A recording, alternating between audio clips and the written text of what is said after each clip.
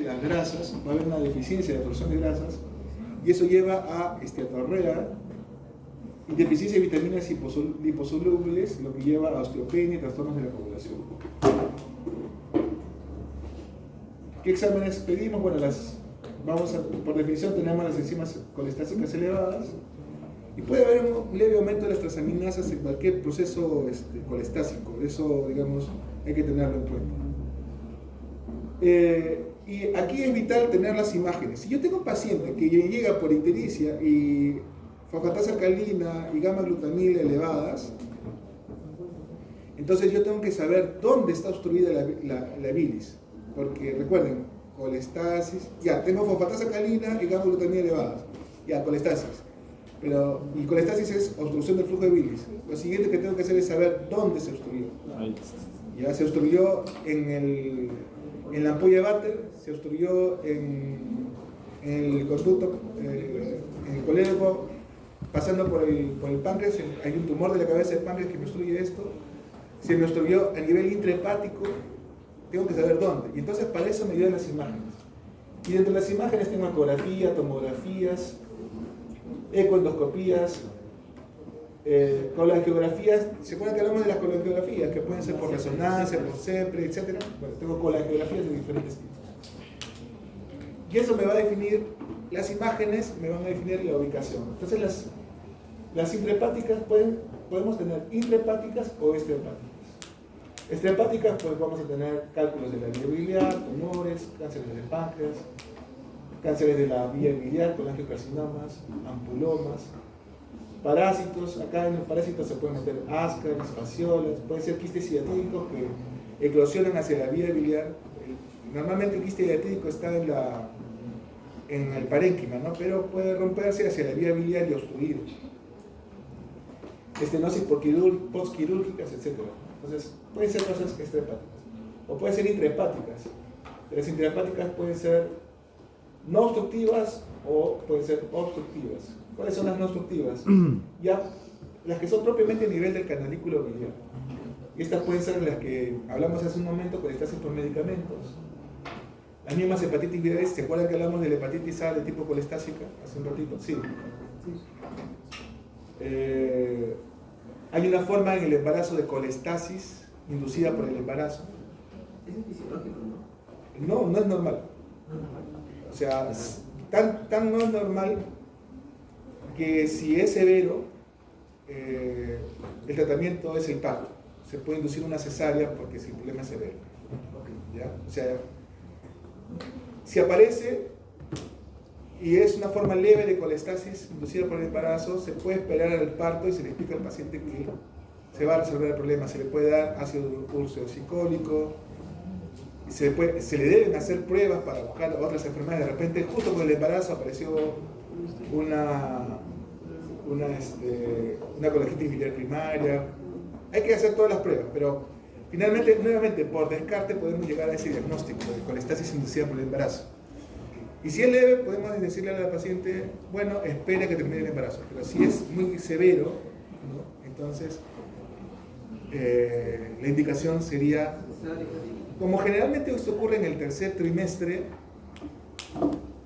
si la paciente pasa las 32, 34 semanas donde ya el feto es viable, se puede adelantar el parto pues unas semanas, sobre todo considerando que el feto pueda tener una probabilidad de sobrevida mayor. Entonces dependerá el máximo tiempo de que el feto pueda desarrollar por un lado, por otro lado la gravedad que se está presentando en la enfermedad en la madre país.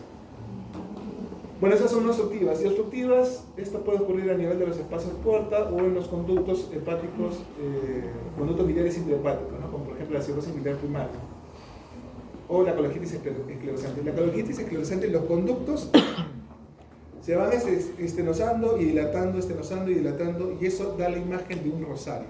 Y eso se puede ver tanto por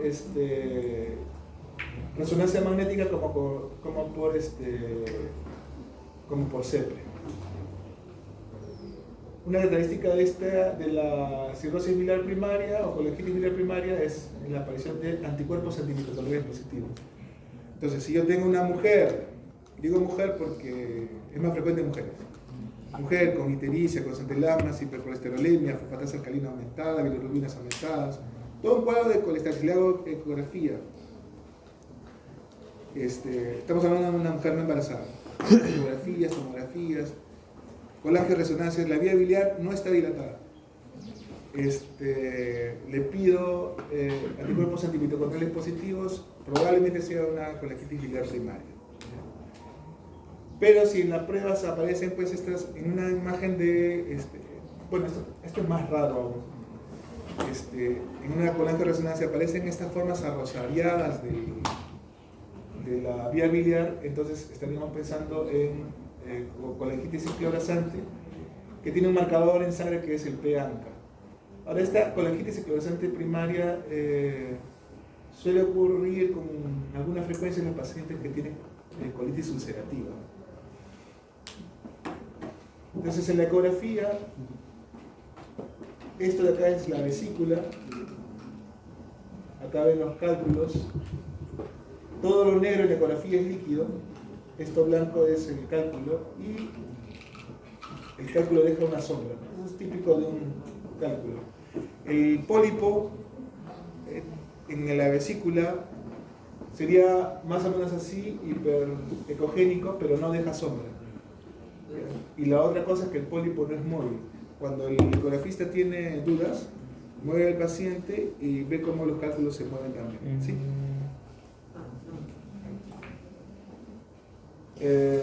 Puede detectar cálculos de 1.5 milímetros, puede detectar barro biliar también. Es eficiente la detección de dilatación de vías biliares, principalmente tanto las intrahepáticas como las extrahepáticas, pero en sus primeras porciones. ¿Cuánto mide la vía biliar por ecografía? En no operados de la vesícula hasta 6 milímetros, lo que conversábamos la vez pasada. Acuérdense este numerito, 6 milímetros. Y en los operados de la vesícula hasta 8 milímetros. El problema es que como hay interposición de aire, entonces no evalúa las porciones pancreáticas y duodenal del coledo. El diagnóstico para coledocolitiasis puede ser desde 40 a 80% y es operador dependiente. Acá, por ejemplo, es una cosa rara, ¿no? Que se vea esto. Esta es la vía biliar, el colédoco, por decirlo así. Y acá hay dos cálculos. Nuevamente, la sombra posterior, la vía biliar obstruida por estos cálculos. Esto es una, ¿cómo se llama eso? Coledocolitiasis. ¿Y esto de acá qué sería? Acá está la pared de la vesícula fina, no está engrosada, no está inflamada. Entonces esto sería una colelitiasis. Porque si hubiera inflamación sería una colecistitis calculosa. Entonces, la ecografía me puede detectar tanto dilatación extrahepática como intrahepática, ¿no? Así se ve una dilatación de vías biliares intrahepáticas, parece como una estrella. La dilatación de los ductos se ramifica en ángulos irregulares adoptando formas de estrella. La tomografía con mayor razón, ¿no? Permite distinguir colestasis intrahepáticas y extrahepáticas, pero no es un buen estudio para tumores o cálculos pequeños de la vía biliar. Ahí se debe usar colangioresonancias. Además tiene la limitante del uso de contrastes yodados y de la radiación. Entonces, esto de acá blanquito es la porta, esto de acá es la vena cava, y esto de acá oscurito son las vías biliares dilatadas. Normalmente no se ven así. Entonces acá hay una vía biliar dilatada. Aquí está el estómago, la aorta y el vaso.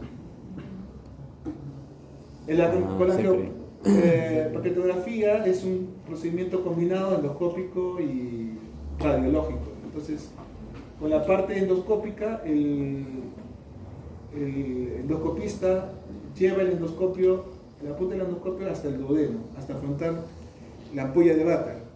Una vez que ha afrontado la ampolla de Vater, coloca una cánula por la cual, a través del poro de la ampolla, o del esfínter de Body, ese poro lo atraviesa con una cánula e inyecta contraste. Ese contraste radiológico se va a ver a través de la fase 2 o la segunda fase del procedimiento, que es la parte radiológica, ¿no? Con un arco en C,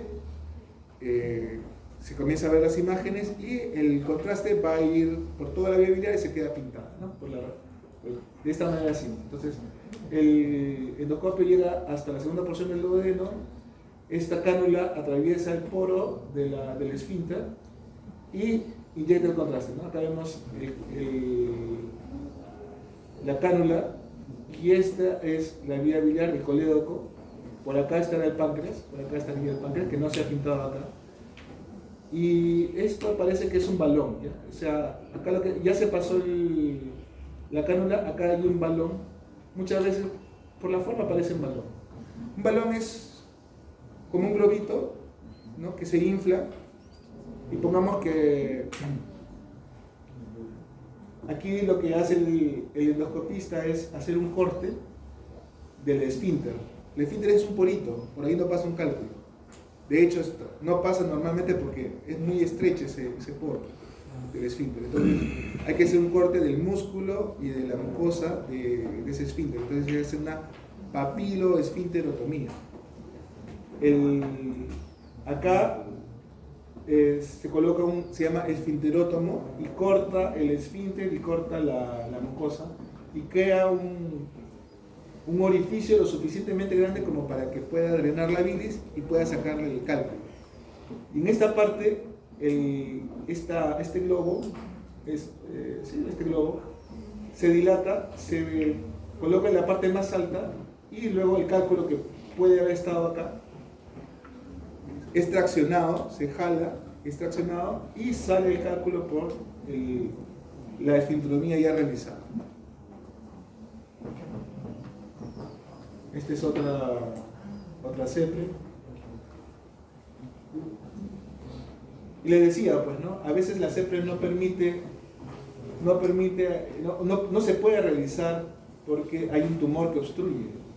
El tumor puede estar acá, pongamos, si hay un tumor que obstruye todo esto, no se puede pasar un stent o algo que drene la bilis. Entonces, no es posible con la CEPRE hacer ese drenaje. Entonces, el radiólogo, con una aguja especial, puede llegar hasta la vía biliar dilatada, colocar una sonda de drenaje y de una manera, digamos, de esta manera provocar un drenaje de la bilis y disminuir la infección que se estuviera produciendo en ese momento, para mejorar un poco el estado de salud del paciente. Las imágenes de resonancia son bastante similares a las de una, o sea, una imagen por CEPRE de la vía biliar es una imagen muy precisa, ¿no? Y digamos, una resonancia se parece bastante.